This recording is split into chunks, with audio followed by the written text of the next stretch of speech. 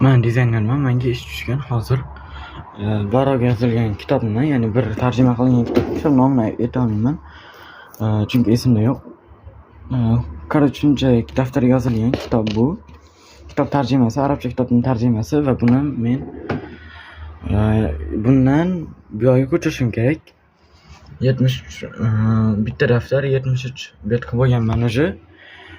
Hozir men sizlarga ozgina tushuntirib beraman qanaqa qilib. Masalan, bitta bet qo'yiladi.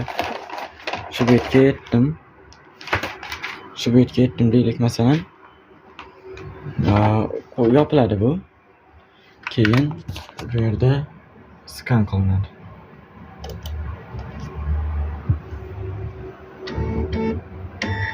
Skan qilish boshlaydi. Bu skan qilish yaxshiroq. Telefonda rasm yopib turib tashlashdan ko'ra hozir bu rasmga olinganlar hammasi faylda saqlanadi. Mana. Hamma rasm, har bir nechta bittadan rasm bor. Va buni biz tekst ko'rinishiga keltirish uchun Google Audience Anti-Gravity ishlatamiz.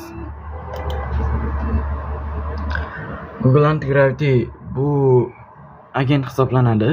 Gemini ChatGPT, Gemini va Claude yordamida ishlab agent hisoblanadi. Agent bilmaganlar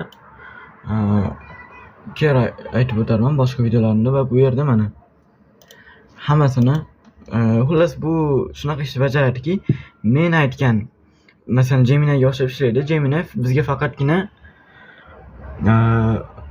faqatgina yo'llanma beradi. Bu bo'lsa o'sha ishni qiladi. Masalan, hozir men bunga rasm tashlab turib, tekstga aylantirib ber desam, aylantiradi va buni copyright qilib har bir tekstni bitta faylga joylab ber yoki fayllarning ichidan mana bu rasmlarni tekst qilib ber desam, u hammasini qilishni biladi. Hozir bu yerda skan qilindi. Bu yerga endi nom yozamiz. Nomlash albatta kerak.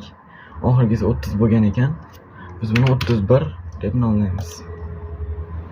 Va har birining ichida bittadan rasm bor. Va bu bittadan rasmni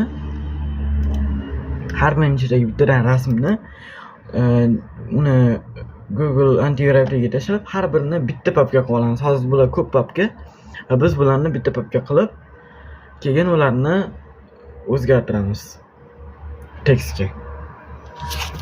Bu yerda bo'lsa tekst boshlanadi.